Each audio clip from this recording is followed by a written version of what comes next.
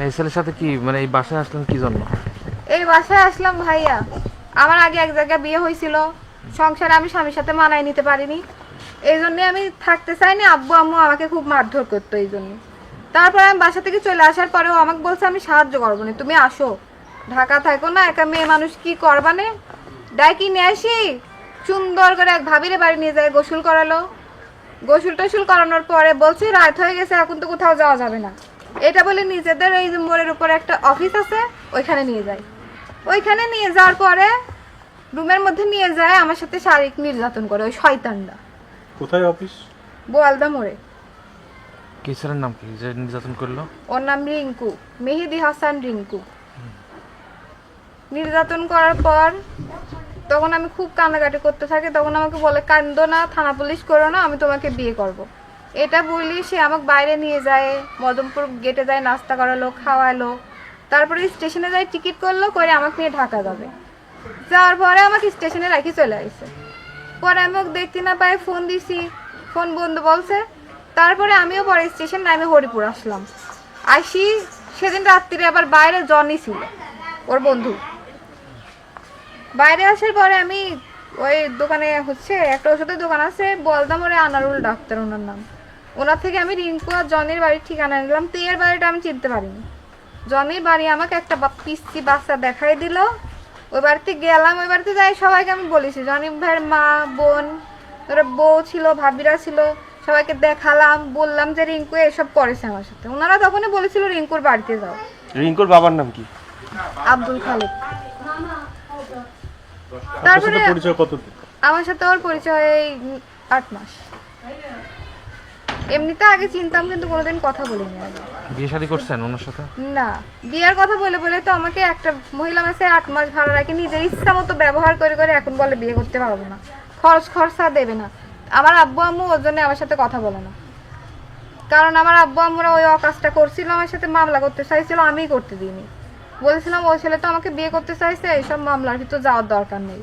এরা করে আব্বু আম্মু আমার সাথে কথা বলে না। তুমি যেদিন আমার বাড়ি গেলে, তোমার সবাই তো বললি যে রিঙ্কুর বাড়ি যাও, তুমি আমার বাড়ি যাও বললি। আপনি এখানে কি করতে আসছেন? এখানে আসছি বিয়ের দাবিতে। এখনো আমাকে বাড়ি থেকে বের করে নিয়ে আসে, এরকম আলাদা করে রাখছে, খরচা দেবে না। এদিকে বাড়িওয়ালা বলছে তুমি নেমে যাও। তাহলে কোথায় যাব আমি? থানায় গেছিলেন আপনি? থানায় গেছিলাম। কি বলছে? থানায় যায় ওসি সময় দেয় বলে ব্যস্ত আছি, মেয়ের সাথে তোমরা মীমাংসা করে নাও।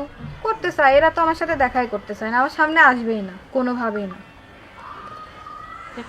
তোমার বাসায় যাইতে আবার রিঙ্কুর সাথে দেখা হলে না কেন? এই বাড়ি চিনলেন কি করে আপনি? এটা রিঙ্কুর বাড়ি? এবারে আমি আগে থেকেই চিনতাম, 8 মাস আগে থেকে। কিভাবে? আসা যাওয়া করতেন নাকি আগে বাসায়? না, এই বাসায় আমি কোনোদিন আসিনি, কিন্তু ওই যে যেদিন আমাকে নিয়ে আসছিল প্রথম, তারপরে ট্রেনে রাখি চলে আসছিল, সেদিনে আমি এখানে আবার আসছিলাম। আসার পরে এবার ঠিকানাও দিছিল, কিন্তু আমি আসছিলাম না। পরে জনি ভাইয়া সবাই মিলে আমাকে ওইদিকে নিয়ে যায়, বলছে চল তোদের বিয়ে দিয়ে দিই। কিন্তু তখন তো আমি আমার হাজবেন্ডকে ডিভোর্স দিছিলাম না। জনিটাকে? জনি হচ্ছে ওর বন্ধু। বাসা কোথায়? বাসা ওই মোড়ের ওইদিকে। হরিপুরে? হ্যাঁ, হরিপুরে।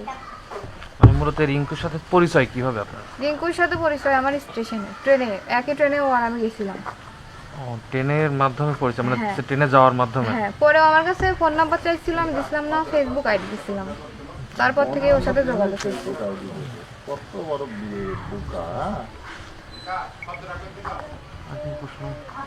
এখন কি করবেন আপনি?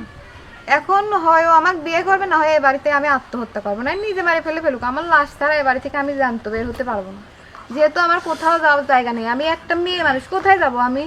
নিজের বাপ মাই তো এখন আমার আর খোঁজ নিতে চায় না এই শয়তানটার জন্য। আপনার ফ্যামিলির লোকজন জানে রিঙ্কুর সাথে আপনার সব কিছুই সম্পর্ক জানে, আছে? আগে থেকেই জানে। হ্যাঁ, জানে, সবাই জানে। তার সাথে আপনার শারীরিক সম্পর্ক কতদিনের?